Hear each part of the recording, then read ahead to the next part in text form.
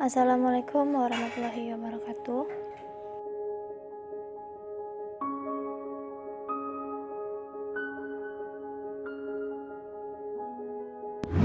Nah, jadi sebelum kita membahas bagaimana sih keseimbangan indera, akal, dan hati itu, di sini saya akan pada pembahasan ini saya akan membahas tentang pengertian terlebih dahulu, pengertian indera, akal, dan hati. Jadi, pengertian indera itu adalah sebagai salah satu sumber atau alat yang berperan penting bagi manusia. Indera sebagai alat pengetahuan yang dapat digunakan sebagai pengenalan terhadap lingkungan sekitar kita. Seperti manusia ini kan memiliki lima indera yang terdiri dari indera penglihatan, indera pendengar, indera pembau, dan indera pengecap dan indera peraba. Nah, jadi indera digunakan dalam kita untuk menganalisis sesuatu. Itu kita melihat dan mengenali, mendeteksi apa yang ada di lingkungan sekitar kita.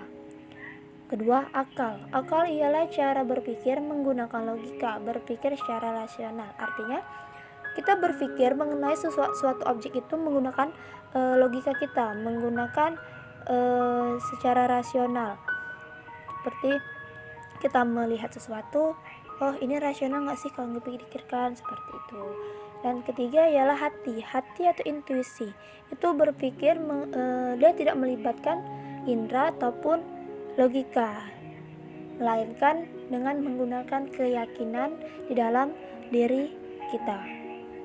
Dan menurut Ibnu Sina, kemampuan penginderaan batin manusia itu dibagi dalam 5 tahap, yaitu ada indera bersama atau al-his al-mushtarak, yaitu yang memiliki daya untuk menerima bentuk ataupun pesan yang berasal dari panca indera luar, kemudian diteruskan kepada indera batin berikutnya. Jadi seperti indera kita melihat ataupun melihat satu objek itu, indera bersama ini indera untuk menerima penglihatan suatu objek yang kita lihat. Jadi barulah sampai ke indera-indera batin berikutnya. Kedua ada indera penggambar atau al-khayal wal al-musyawarah. Nah, dalam indera penggambar ini itu berfungsi memiliki daya untuk menyimpan pesan-pesan yang diterima indera bersama dari hasil serapan panca indera manusia. Jadi kita melihat suatu objek tadi kan pertama indera bersama itu kan kita melihat. Nah, kita melihat suatu objek itu kita dapat menerima semua bentuk atau pesan-pesan. Nah, sedangkan setelah kita dapat menerima bentuk atau pesan-pesan yang kita lihat melalui indera, itu ada penggambaran, yaitu menyimpan pesan-pesan tadi ataupun suatu objek yang kita lihat tadi mengenai indera, seperti itu. Dan yang ketiga ada indera perka atau al-mutakhayilah. Itu ialah mengatur gambar-gambar yang telah dilepaskan dari materi oleh indera, menggambar dengan cara mengklasifikasikannya, kemudian mencari hubungan antara satu dengan yang lainnya. Jadi setelah kita lihat, kita amati, terus kita memiliki daya simpan, kita menyimpan suatu pesan-pesan tersebut yang sudah kita dapat dari indera kita, itu kita tuh mengklasifikasikannya, menggambarkan dan menghubungkan antara satu dengan yang lainnya. Misalnya kita mengamati suatu objek, oh ini kita berpikir, ini kita hubungkan dengan yang A, kita hubungkan dengan yang B. Gimana ya? Ada nggak hubungan antara satu dengan yang lainnya? Terus kita mencari kebenaran dengan berpikir. Dan keempat ialah indera penganggap atau alwal himah. Itu memiliki daya untuk menangkap pengertian-pengertian yang abstrak yang dikandung gambaran-gambaran yang bersifat indrawi, seperti mengetahui bahwa harus menghindar dari serigala dan sebagainya. Nah, di sini setelah kita mengklasifikasikannya, mengkelompok atau mencari hubungan-hubungan antara satu dengan yang lainnya, terus kita tuh kan otomatis kita berpikir, terus mulailah kita menangkap pengertian yang abstrak. yang dikandung oleh gambaran-gambaran ataupun pesan-pesan yang kita tangkap dari penglihatan kita tadi, dari indera tadi. Dan gambaran-gambaran itu yang bersifat indrawi. Kita seperti mengetahui, oh ini harusnya kita menghindar dari sebagainya, dari ancaman-ancaman ataupun dari yang akan yang terjadi. Kita sebaiknya menghindar atau tetap di sini, seperti itu. Dan kelima adalah indera pengingat atau al-hafizah al-zakirah, tempat memiliki daya untuk menyimpan dan mengingat apa yang diketahui oleh indera penganggap yang bersifat abstrak tersebut. Nah, jadi setelah kita menemukan gambaran-gambaran tadi kan, kita berpikir, merangkap pengertian-pengertian abstrak tadi, kita tuh mulai mengingat dan menyimpan apa yang diketahui oleh indera tadi dari pengamatan kita tadi. Kemudian akal. Nah, akal ini dibedakan menjadi dua macam, yaitu ada akal praktis, amilah, dan akal teoritis, alimah. Nah, akal praktis ini akan mengontrol jiwa kita, jiwa kebinatangan dalam diri manusia, yang jika kita berhasil mengontrol jiwa ini, seseorang itu akan berakhlak mulia, dan sebaliknya dari akal teoritis ini. Akal teoritis ini adalah memiliki daya untuk menangkap arti-arti murni, arti-arti yang tidak pernah ada dalam materi, dan mengetahui yang didominasi oleh pengetahuan yang abstrak seperti Tuhan, ruh, malaikat, dan dengan daya inilah akan timbul ma'rifah. Jadi dalam akal kan kita berpikir secara logika ya, secara rasional. Jadi ada akal amilah, yaitu akal praktis. Itu tuh untuk mengontrol jiwa kebinatangan kita. Jadi dalam diri manusia ini tidak semua manusia itu akalnya tuh baik gitu kan.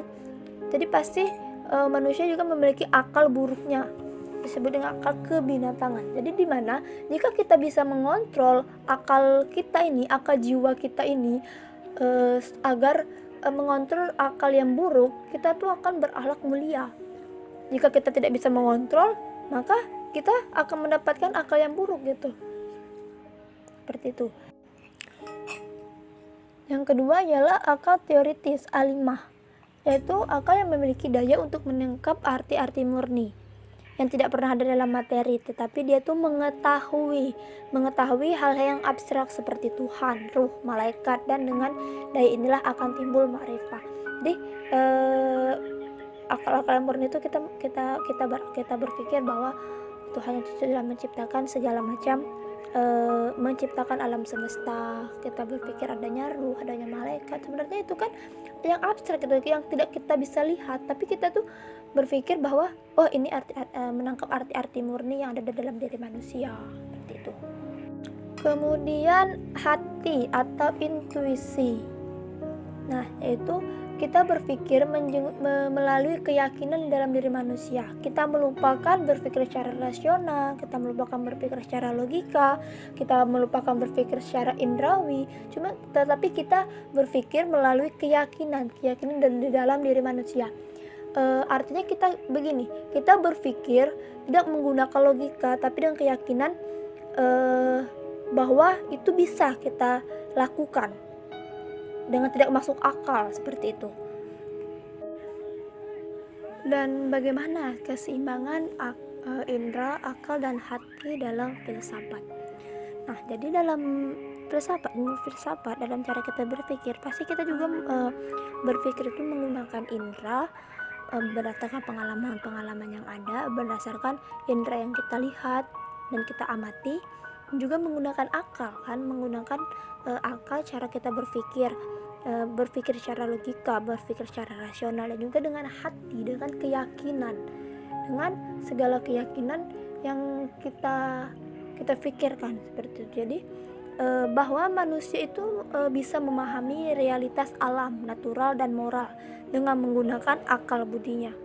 Nah, pengetahuan tentang alam dan moralitas itu berpijak pada hukum-hukum yang bersifat a priori, yakni hukum-hukum yang sudah ada sebelum pengalaman indrawi. Jadi, pengetahuan teoritis tentang alam berasal dari hukum-hukum a priori yang digabungkan dengan hukum-hukum alam objektif. Sementara pengetahuan moral diperoleh dari hukum moral yang sudah tertanam di dalam hati nurani manusia. Nah itu. Jadi, kita sebagai manusia itu bisa memahami realitas alam. Kita tuh manusia, kita melihat alam, satu objek, memahami, kita tuh sudah bisa melihat realitas alamnya itu, senatural alam itu bagaimana. Dan dengan moral yang menggunakan akal budinya, kita berpikir secara rasional, berpikir secara logika, kita sudah bisa memahami realitas alam tersebut. Dan pada kaidahnya manusia itu memang harus menyeimbangkan berpikir secara indrawi, secara logika, secara rasional, juga menggunakan dengan hati. Itu harus seimbang. Jika tidak seimbang, itu akan kacau. Jadi seperti ini. Kita tuh berpikir secara indrawi saja. Cuma kita tidak berpikir, tidak mempertimbangkan secara rasionalnya, secara rasionalnya bagaimana, secara hati dan keyakinan kita bagaimana, pasti tidak sejalan. Pasti akan tumpang tindih antara pemikiran kita dengan keyakinan kita untuk memilih ataupun berpikir.